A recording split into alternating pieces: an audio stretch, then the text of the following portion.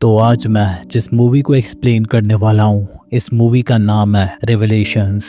तो आज की कहानी के अंदर एक खूनी कई सारी लड़कियों को किडनैप कर रहा है और वो क्रिमिनल उन लड़कियों को मेंटली टॉर्चर करके उनके साथ काफी गलत काम कर रहा होता है। लेकिन आखिर इस क्रिमिनल को आखिर कौन कैसे रोकेगा, यही हम इस मूवी में देखेंगे। तो कहानी की शुरुआत में हम एक लड़की को देखते हैं जो कि बरसात में काफी घबराते हुए कहीं पर जा रही होती है और दरअसल एक आदमी काफी देर से उसका पीछा कर रहा होता है। तब उस आदमी को पीछा करते हुए देखकर वो लड़की जल्दी जल्दी आगे की तरफ जाने लगती है ताकि वो उससे अपना पीछा छुड़ा सके। लेकिन ये आदमी तो उसका पीछा छोड़ने का नाम ही नहीं ले रहा होता। तो फिर थक हार कर ये लड़की पास ही के एक चर्च में चली आती है, ये सोचकर कि इतने लोगों के बीच वो आदमी यहाँ पर नहीं आएगा। लेकिन यहाँ पर यह आदमी उसके पीछे पीछे इस चर्च में भी आ जाता है और क्योंकि चर्च में काफी सारे लोग होते हैं तो यहाँ पर यह आदमी उस लड़की को कुछ भी नहीं कह पाता। और यहाँ पर हम देखते हैं इस चर्च के फादर को, जिनका नाम है चैन जिन। और चैन मिन बहुत ही ज्यादा धार्मिक इंसान होता है और वो भगवान पे काफी ज्यादा भरोसा करता है और वो दिल का भी काफी अच्छा इंसान होता है। अब यहाँ पर चर्च में प्रेयर खत्म होने के बाद वो लड़की भी यहाँ पर बाकी लड़कियों के साथ वहां से चली जाती है और उस लड़की को जाता हुआ देखकर वो आदमी जब उस लड़की के पीछे जाने लगता है तो तब यहाँ पर चैन मिन उस आदमी को वहीं पर रोकता है, क्योंकि चैन मिन ने पहली बार उस आदमी को यहाँ पर देखा था। और फिर यहाँ पर चैन मिन उस आदमी को ऑफिस में लेकर आता है और दरअसल चैन मिन के चर्च का एक रूल होता है, जो कोई भी उसके चर्च में पहली बार आता है उसको यहाँ पर एक फॉर्म भरना पड़ता है। तो इसलिए यहाँ पर चैन मिन उस आदमी को एक फॉर्म भरने के लिए देता है और साथ ही में वो उसकी एक फोटो निकाल कर उसका प्रिंट आउट भी निकाल लेता है। और यहाँ पर इस आदमी का नाम होता है डोंग, और डोंग इस वक्त इस चर्च के फॉर्म भरने में बिल्कुल भी इंटरेस्टेड नहीं था। तो इसलिए फिर यहाँ पर वो अलग अलग बहाने बनाने लगता है। अब जब वो बहाने बना ही रहा होता है तभी यहाँ पर चैन मिन के पास एक फोन आ जाता है और वो थोड़ी देर बात करने के लिए बाहर जाता है। और यहाँ पर हमें पता चलता है दरअसल चैन मिन ने अपनी पत्नी के ऊपर नजर रखने के लिए किसी डिटेक्टिव को हायर कर रखा होता है, क्योंकि चैन मिन को ये शक होता है कि उसकी पत्नी का उसके पीठ पीछे किसी के साथ अफेयर चल रहा है। और आज यहाँ पर उसका शक सच्चाई में बदल जाता है और यहाँ पर चैन मिन का रखा हुआ डिटेक्टिव सबूत के तौर पर उसे कुछ तस्वीरें भेजता है और उन फोटोज के अंदर चैन मिन की वाइफ किसी और के साथ होती है। और यहाँ पर अपनी वाइफ को किसी दूसरे आदमी के साथ देखकर चैन मिन को बहुत ही ज्यादा बुरा लगता है और वो यहाँ पर काफी इमोशनल होकर उस डिटेक्टिव का फोन काट देता है। और फिर यहाँ पर वापस आने पर चैन मिन देखता है कि डोंग वहां से जा रहा है, तो इसलिए फिर वो खुद नीचे बैठकर उसे उसके जूते पहनाने लगता है। लेकिन तभी यहाँ पर चैन मिन डोंग के पैरों पर एक ट्रैकिंग डिवाइस देखता है और उसके पैरों पर ट्रैकिंग डिवाइस को देखकर चैन मिन समझ जाता है कि डोंग एक बेल पे रिहा हुआ कैदी है। और जब यहाँ पर किसी खतरनाक कैदी को जेल से कुछ दिन की बेल मिलती है तो उसके पैरों पर पुलिस वाले ये ट्रैकिंग डिवाइस लगा देते हैं ताकि पुलिस वाले हर समय उस कैदी को ट्रैक कर सकें। लेकिन ये जानते हुए भी कि डोंग एक मुजरिम है, चैन मिन डोंग से कहता है कि ये चर्च सभी के लिए खुलता है।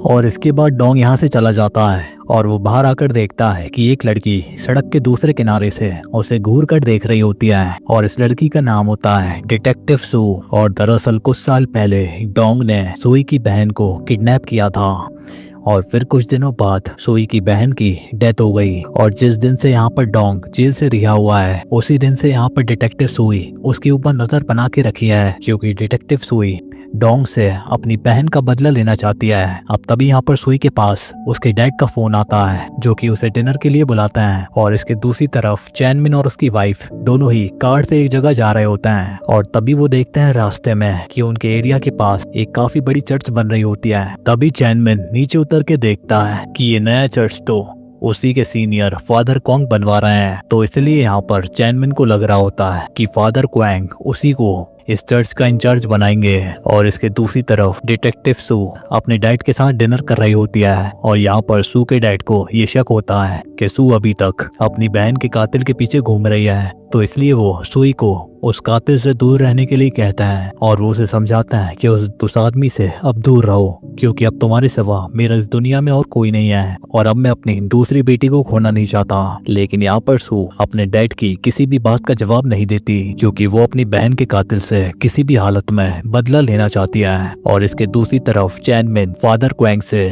उस नए चर्च के बारे में पूछने के लिए जाता है और चैनमिन तो यही सोचकर गया था कि फादर क्वैंग उस चर्च का इंचार्ज उसी को बनाएंगे, लेकिन यहाँ तो फादर चैनमिन से ही किसी अच्छे प्रीस्ट के बारे में पूछने लगता है। और फादर की ये बात सुनकर चैनमिन काफी निराश हो जाता है और वो यहाँ पर फादर से कहता है कि अगर मुझे कुछ पता चला तो मैं आपको ऐसे आदमी के बारे में जरूर बताऊंगा जो कि इस नए चर्च को संभाल सके। और इसके बाद यहाँ पर चैनमिन वहां से चला जाता है और नीचे जाते वक्त चैनमिन फादर क्वैंग के बेटे पार्क से मिलता है और यहाँ पर पार्क चैनमिन को बताता है कि सभी के सभी सीनियर फादर्स मुझे उस नए चर्च का इंचार्ज बनाना चाहते हैं। और उसकी बातें सुनकर चैनमिन को यहाँ पर और भी ज्यादा बुरा लगता है क्योंकि वो तो खुद को पार्क से भी बेहतर फादर समझता था। तो इसके बाद निराश होकर चैनमिन वापस से अपने चर्च आता है और वो फादर के सामने फादर से ये प्रेयर करने लगता है कि प्लीज मुझे उस नए चर्च का फादर बना दो, क्योंकि एक मैं ही हूँ जो इतने बड़े चर्च को अच्छे से संभाल सकता हूँ। अब इसके बाद तभी चैनमिन को अपनी वाइफ का कॉल आता है और वो चैनमिन से अपने बेटे के बारे में पूछती है क्योंकि उसने चैनमिन को उसे स्कूल से पिक करने के लिए कहा था, लेकिन चैनमिन तो अपने बेटे को स्कूल से पिक करना भूल गया। और यहाँ पर चैनमिन की वाइफ चैनमिन से कहती है कि अगर तुम हमारे बेटे को अब तक स्कूल से नहीं लाए तो हमारे बेटे को आखिर कौन स्कूल से ले गया, क्योंकि टीचर ने मुझसे कहा है कि एक आदमी आकर के आपके बेटे को ले गया। और इतना कहने के बाद चैनमिन की वाइफ जोर जोर से फोन पर रोने लगती है। अब ये सुनने के बाद चैनमिन को लगता है कि किसी ने उसके बेटे को किडनैप कर लिया। और तभी यहाँ पर चैनमिन वहाँ पर रखी हुई डॉग की फोटो को देखता है, जिसकी फोटो के ऊपर छत से कुछ पानी की बूंदें गिर रही होती हैं और यहाँ पर पानी गिरने की वजह से उसकी फोटो पे इंक पूरे में फैल जाती है, जिसकी वजह से उसका चेहरा काफी भयानक दिखने लगता है। और उस फोटो को देखकर चैनमिन को लगता है कि ये ईश्वर का कोई इशारा है और उसके बेटे को डॉग ने ही किडनैप किया है। और आखिर इस बात में कितनी सच्चाई है ये तो हमें आगे ही पता चलेगा। और इसकी दूसरी तरफ हम सू को देखते हैं, जिसे उसकी बहन की आत्मा दिखाई देती है जो कि डोंग से बदला लेना चाहती है। और वो यहाँ पर अपनी बहन सुई से कह रही होती है कि जब मुझे उस डोंग ने किडनैप किया था तब मुझे पूरा विश्वास था कि तुम मुझे जरूर ढूंढ लोगी, लेकिन जब वो दरवाजा खोलता था तब डोंग के अलावा वहाँ पर कोई भी नहीं था। और यहाँ पर सू को अपनी बहन की आवाजें अंदर ही अंदर से काफी ज्यादा खा रही होती हैं। और इसके दूसरी तरफ चैनमिन अपनी कार को लेकर डोंग का पीछा करने लगता है और साथ में वो पुलिस को फोन करके डोंग के बारे में बता देता है। और फिर वो डोंग का पीछा करते करते एक पास वाले पहाड़ के ऊपर पहुंच जाता है। और थोड़ी दूर जाने के बाद वो देखता है कि डोंग की गाड़ी वहां से गायब हो गई। तो इसलिए फिर वो अपनी गाड़ी को साइड में रोकता है और वो अपनी गाड़ी को खड़े करके वहां पर डोंग की गाड़ी को ढूंढने लगता है। लेकिन तभी यहाँ पर डोंग की गाड़ी चैनमिन की गाड़ी के पीछे आकर के रुकती है और डोंग की गाड़ी को अपने पीछे देखकर चैनमिन काफी घबरा जाता है। तब इसके बाद यहाँ पर डोंग अपनी गाड़ी से उतरकर चैनमिन की गाड़ी की तरफ आता है और उसका चेहरा देखते ही डोंग समझ जाता है कि ये तो उसी चर्च का फादर है। तो वो यहाँ पर चैनमिन से कहता है कि मुझे लगता है कि तुम मेरा पीछा कर रहे हो, लेकिन यहाँ पर चैनमिन उसका कोई जवाब नहीं देता। तो फिर यहाँ पर डोंग वापस से अपनी गाड़ी की तरफ जाने लगता है। तब जल्दी से मौका पाकर चैनमिन डोंग की गाड़ी की तरफ जाता है और उसकी गाड़ी के अंदर अपने बेटे को ढूंढने लगता है, क्योंकि उसे शक होता है कि उसके बेटे को कहीं ना कहीं डोंग ने ही किडनैप किया होगा। लेकिन यहाँ पर उसकी गाड़ी में कोई भी नहीं होता। अब वहां से जाते वक्त चैनमिन डोंग के पैर पे वो ट्रैकिंग डिवाइस देखता है, लेकिन अब यहाँ पर डोंग के पैर पर वो ट्रैकिंग डिवाइस नहीं होता। तो इसलिए फिर यहाँ पर चैनमिन काफी डर जाता है और वो अपनी गाड़ी की तरफ दौड़ता है। लेकिन तभी यहाँ पर डोंग उसे रोक लेता है और दोनों के बीच में काफी मारधाड़ होती है। और आज यहाँ पर क्योंकि काफी बारिश हो रही होती है, इसलिए यहाँ पर डोंग बारिश में फिसलकर नीचे गिर जाता है और पहाड़ी से नीचे गिरकर एक पत्थर पे सिर लगने की वजह से वो वहीं पर बेहोश हो जाता है। तो तब यहाँ पर चैनमिन वो जिंदा है कि नहीं ये देखने के लिए नीचे आता है। लेकिन तभी यहाँ पर चैनमिन को अपनी वाइफ का फोन आता है, जो कि उसे बताती है कि उनका बेटा उन्हें मिल गया है। वो दरअसल अपने दोस्त के घर चला गया था। और अब ये बात सुनकर चैनमिन को बहुत ही ज्यादा गुस्सा आता है, क्योंकि उसने बिना किसी बात के डोंग की ऐसी हालत कर दी होती है। लेकिन वो अपनी वाइफ को इस बारे में कुछ भी नहीं बताता। तो अब इसके बाद यहाँ पर चैनमिन जल्दी से डोंग की बॉडी को ठिकाने लगाने का सोचता है, क्योंकि अगर डोंग जिंदा रहा तो वो उसके बारे में पुलिस को सब कुछ बता देगा। तो यहाँ पर चैनमैन जल्दी से उसकी बॉडी को एक दूसरी खाई में गिरा देता है ताकि अगर पुलिस वहाँ पर आती है तो उन्हें डोंग की बॉडी ना मिले। अब तभी यहाँ पर दूर एक पहाड़ी पे उसे एक चेहरे जैसा कुछ दिखता है, लेकिन यहाँ पर चैनमैन समझ नहीं पाता कि आखिर वो क्या है। अब इसके अगले सीन में हम देखते हैं कि सू अपने नए पुलिस स्टेशन में आ जाती है और दरअसल उसकी पोस्टिंग इस मसान शहर में हो गई है और यहाँ पर उसे सॉन्ग नाम का एक डिटेक्टिव मिलता है और तभी वो यहाँ की एक मीटिंग में जाती है जिसमें डिस्कस हो रहा होता है कि कल एक एंगोई नाम की लड़की का किडनैप हुआ है और अब उन लोगों को इस केस की इन्वेस्टिगेशन करनी है। और यहाँ पर इन सभी को एंगोई के किडनैप होने का पूरा शक डोंग के ऊपर ही जाता है क्योंकि डोंग ने पहले भी ऐसी किडनैपिंग किया है और उसने पहले भी लड़कियों को टॉर्चर करके उनके साथ गलत काम किया है। तो इसके बाद यहाँ पर पुलिस वाले डोंग के घर पर उससे पूछताछ करने के लिए जाते हैं, लेकिन वहाँ पर जाकर वो देखता है कि डोंग ने अपने घर की एक दीवार पर एक बहुत ही अजीब सी आंख बनाई होती है जो कि दिखने में काफी ज्यादा डरावनी लग रही होती है। लेकिन यहाँ पर पुलिस वालों को वो अजीब सी तस्वीर देखकर कुछ भी समझ नहीं आता और इसके दूसरी तरफ सू और सॉन्ग दोनों ही चैनमैन के पास पूछताछ करने के लिए जाते हैं क्योंकि उसने कल डोंग के बारे में बताने के लिए पुलिस वालों को फोन किया था। और पूछताछ के दौरान चैनमैन यहाँ पर उसे कल रात जो कुछ भी हुआ वो सारी बातें बताता है, लेकिन सिर्फ वहां तक जहां पर डोंग की गाड़ी गायब हो जाती है। और वो यहाँ पर बताता है कि कल मेरा बेटा स्कूल से वापस घर नहीं आया, इसलिए मुझे लगा कि डोंग ने मेरे बेटे को किडनैप किया है, इसलिए फिर मैंने उसका पीछा किया। लेकिन बाद में मुझे पता चला कि मेरा बेटा मेरे दोस्त के घर पे है, तो मैं वहां से वापस आ गया। और इसके बाद की कहानी चैनमैन ने पुलिस वालों को नहीं बताई। और इसके बाद यहाँ पर सुई चैनमैन के ऑफिस की तलाशी लेने लगती है और वहाँ पर वो देखती है कि एक कीचड़ लगी हुई जैकेट वहाँ पर रखी होती है, लेकिन सुई उसके ऊपर इतना ध्यान नहीं देती। लेकिन जाते वक्त वो यहाँ पर चैनमैन के जूतों को देखती है जिनके ऊपर पूरी तरीके से कीचड़ लगी होती है और उन जूतों को देखकर सू को थोड़ा अजीब लगता है, लेकिन सू इस वक्त कुछ भी नहीं कहती और वो चुपचाप वहाँ से चली जाती है। लेकिन अब क्योंकि चैनमैन के घर पे पुलिस आई थी, इसलिए वो पैनिक होकर के अपने सीनियर फादर जोंग के पास पहुँचता है ताकि वो उन्हें सब कुछ सच बता सके। लेकिन वहां पर जाकर तो कहानी उल्टी हो जाती है। यहाँ पर सीनियर फादर चैनमैन को बताता है कि मेरे बेटे को, जिसे मैं उस नए चर्च का फादर बनाने वाला था, उसका असल में चर्च की एक सिस्टर के साथ अफेयर चल रहा है और ये बात चर्च में सभी को पता चल गई। और इसलिए अब फादर का प्लान होता है कि वो अपने बेटे को दूसरी कंट्री में भेज देंगे। और फिर यहाँ पर फादर चैनमैन से कहता है कि अब मुझे लगता है कि उस नए चर्च का फादर तुम्हें ही बनना चाहिए। अब ये बात सुनकर चैनमैन मन ही मन खुश होने लगता है और वो कहता है कि अगर यही ईश्वर की इच्छा है तो मैं इसे एक्सेप्ट करता हूँ। और इसके दूसरी तरफ सुई डोंग के साइकियाट्रिस्ट से मिलती है और अब यहाँ से कहानी जाती है पास्ट में, जब कोर्ट में डोंग का केस चल रहा होता है। और दरअसल जब सुई की बहन मिली होती है तब डोंग के ऊपर मुकदमा चलता है और तब यहाँ पर डोंग के दिमागी डॉक्टर ने कोर्ट के सामने उसकी कुछ दिमागी मेंटल डिसऑर्डर्स के बारे में सभी को बताया कि बचपन के टॉर्चर की वजह से उसे ये मेंटल डिसऑर्डर्स हुए हैं और इसीलिए आज डोंग की पर्सनैलिटी भी बिल्कुल वैसी ही हो गई। और ये स्टोरी जब कोर्ट में पेश की गई तो यहाँ पर डोंग के वकील ने इस केस को जीत लिया, ये कहकर कि डोंग मेंटली इल है। और यहाँ पर डोंग की ये पूरी स्टोरी इंटरनेट के ऊपर फैल गई और लोग डोंग के साथ काफी ज्यादा हमदर्दी जताने लगे। और इंटरनेट के ऊपर सभी यही कह रहे होते हैं कि बेचारा डोंग तो निर्दोष है, लेकिन ये बात सू की बहन को बिल्कुल भी अच्छी नहीं लगती और इसी वजह से सू की बहन अपनी जान ले लेती है।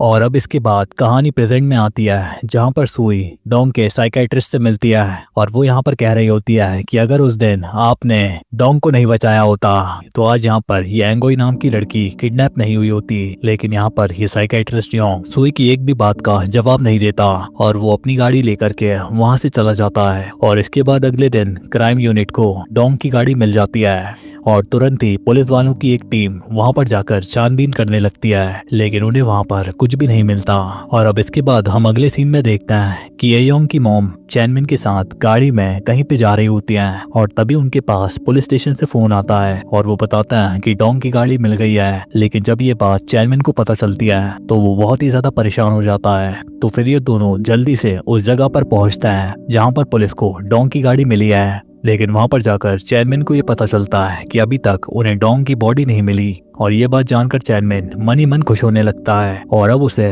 पक्का विश्वास हो जाता है कि भगवान उसका साथ दे रहे हैं और असल में ऊपर वाले ने खुद उसे डोंग को सजा देने के लिए चुना है। और इसके बाद वो घर जाकर के जब अपनी वाइफ से मिलता है तो वो यहाँ पर अपनी वाइफ से कहता है कि अगर तुम किसी बात के लिए मुझसे माफी मांगना चाहती हो तो तुम मुझसे आज मांग सकती हो। अब पहले तो यहाँ पर चैनमैन की वाइफ कुछ भी नहीं कहती, लेकिन यहाँ पर फिर चैनमैन के फोर्स करने पर वो चैनमैन को सब कुछ सच सच बता देती है कि कुछ समय से उसका किसी और आदमी के साथ चक्कर चल रहा है, लेकिन अब वो अपनी गलती के लिए ईश्वर से माफी मांगना चाहती है। और अब ये सब सुनने के बाद चैनमैन अपनी वाइफ के सर पर हाथ रखकर जोर जोर से प्रार्थना करने लगता है ताकि ऊपर वाला उसकी वाइफ की गलती को माफ कर दे। और फिर प्रार्थना के बाद चैनमैन भी अपनी वाइफ की गलती को माफ कर देता है और इसके बाद दोनों ही वहां से निकलकर मूसान शहर के नर्सिंग होम की तरफ जाने लगते हैं। और रास्ते में चैनमैन और उसकी वाइफ देखता है कि एक एम्बुलेंस रास्ते में फंसी होती है, तो यहाँ पर अपनी गाड़ी को रोककर चैनमैन उनकी हेल्प करने के लिए पूछता है, लेकिन एम्बुलेंस वाले उन्हें जाने के लिए कहते हैं क्योंकि कुछ ही वक्त में उनकी हेल्प करने के लिए एक टो ट्रक आने वाला है। और इसके बाद यहाँ पर चैनमैन और उसकी पत्नी उस नर्सिंग होम में पहुंच जाते हैं और तभी यहाँ पर बात करते हुए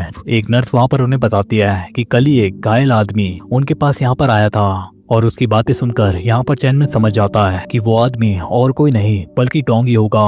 तो फिर यहाँ पर चैनमैन पीछे के रास्ते से उस हॉस्पिटल में घुस जाता है और वो यहाँ पर डोंग को ढूंढने लगता है और काफी ढूंढने के बाद डोंग उसे मिल जाता है और डोंग वहाँ पर देखता है कि बेहोशी की हालत में डोंग बार बार एक ही बात को रिपीट कर रहा होता है कि चर्च का फादर मुझे मार डालेगा। और यहाँ पर डोंग की बातें सुनकर चैनमैन बहुत ही ज्यादा घबरा जाता है क्योंकि अगर डोंग पुलिस के हाथों लग गया तो डोंग के साथ साथ चैनमैन भी पकड़ा जाएगा। अब तभी यहाँ पर चैनमैन को आसमान में कुछ दिखता है और वो यहाँ पर समझ जाता है कि ईश्वर ने डोंग को मारने के लिए मुझे इशारा किया है। तो इसके बाद यहाँ पर चैनमैन जल्दी से डोंग को एक व्हीलचेयर के ऊपर बिठाता है और वो यहाँ पर उसे वहां से बाहर ले जाने लगता है, लेकिन उसको ऐसा करते हुए वहां पर मौजूद एक बूढ़ा पेशेंट देख लेता है। और तभी यहाँ पर इस नर्सिंग होम में वही एम्बुलेंस आकर रुकती है जो कि चैनमैन को रास्ते में मिली थी, लेकिन चैनमैन उनसे पहले ही डोंग को लेकर के वहां से निकल जाता है। और फिर थोड़ी देर में सू और उसकी पूरी टीम उस नर्सिंग होम में पहुंच जाती है क्योंकि उन्हें भी पता चल गया था कि डोंग वहां पर आया था।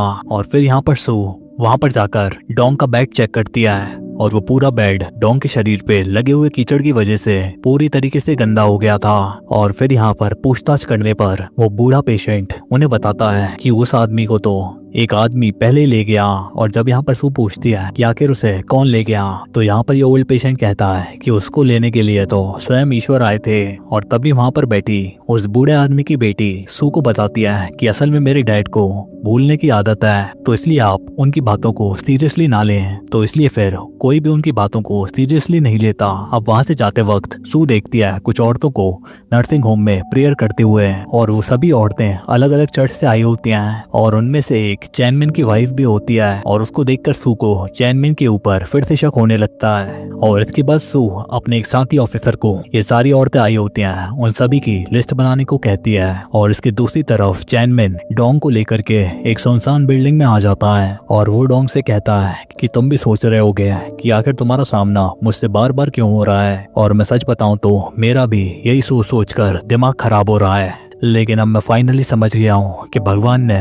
तुम्हें मारने के लिए मुझे चुना है, और असल में वो मेरी परीक्षा लेना चाहते हैं कि मैं उनका ये काम कर सकता हूँ कि नहीं। और यहाँ पर चैनमैन डोंग को मारने वाला होता है, लेकिन इतने में यहाँ पर डोंग चैनमैन को रोकता है और उससे कहता है कि देखो, अगर तुमने मुझे मार दिया तो देखो तुम कभी भी उस एंगोई नाम की लड़की को नहीं ढूंढ पाओगे, क्योंकि वो लड़की अभी भी जिंदा है। तो तुम जल्दी से पुलिस को फोन कर दो, तभी मैं सबको सच सच बताऊंगा। और इतना कहने के बाद डोंग यहाँ पर जोर जोर से हंसने लगता है, और उसको इस तरीके से हंसते हुए देखकर चैनमैन को काफी ज्यादा गुस्सा आ जाता है। तो फिर यहाँ पर चैनमैन एक रॉड लेकर उसे मारना शुरू कर देता है। अब यहाँ पर चैनमैन उसकी जान तो नहीं लेता, लेकिन उसकी काफी बुरी तरीके से तोड़ता है। और फिर यहाँ पर चैनमैन एक डक्ट टेप लेकर उसके पूरे चेहरे के ऊपर लगा देता है, और फिर उसे एक कमरे में बंद करके वहां से चला जाता है। और इसके दूसरी तरफ सू को भी वो लिस्ट मिल जाती है जिसके अंदर चैनमैन के चर्च का भी नाम लिखा होता है। और चैनमैन के चर्च का नाम देखते ही सू का चैनमैन के ऊपर शक और भी ज्यादा बढ़ने लगता है। क्योंकि हो सकता है कि उसी ने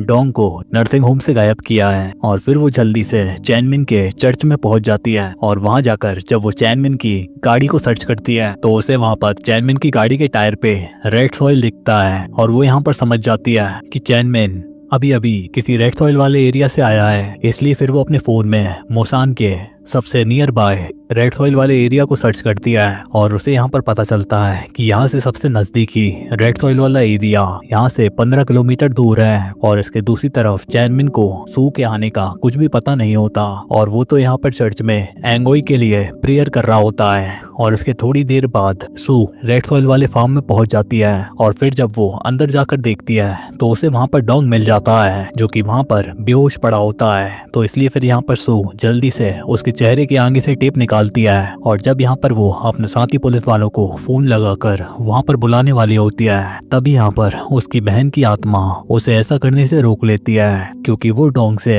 अपनी मौत का बदला लेना चाहती थी। और फिर वो यहाँ पर सू से कहती है कि तुम इस दरिंदे को मार डालो। और फिर अपनी बहन की बात सुनकर सू डोंग को अपने गन पॉइंट पे ले लेती है। लेकिन इससे पहले कि वो डोंग को शूट कर पाती तभी वहाँ पर चैनमैन आ जाता है और वो सू के ऊपर हमला करके उसे बेहोश कर देता है। और जब यहाँ पर सू को होश आता है तो वो अपने सामने चैनमैन को देखती है और वो देखती है कि चैनमैन डोंग को मारने वाला है। और फिर यहाँ पर उस चैन को ऐसा करने से मना करती है क्योंकि अगर चैनमैन ने डोंग को मार दिया तो उन्हें एंगोई के बारे में कुछ भी पता नहीं चलेगा। लेकिन यहाँ पर चैनमैन ने ये पक्का इरादा बना लिया होता है कि वो तो डोंग को मार के ही रहेगा क्योंकि उसको ऐसा करने के लिए खुद ईश्वर ने कहा है। और यहाँ पर चैनमैन सू से कहता है कि एंगोई तो पहले ही मर गई है। लेकिन सू उसकी बातों पर विश्वास नहीं करती जिस वजह से इन दोनों के बीच में हाथापाई होने लगती है।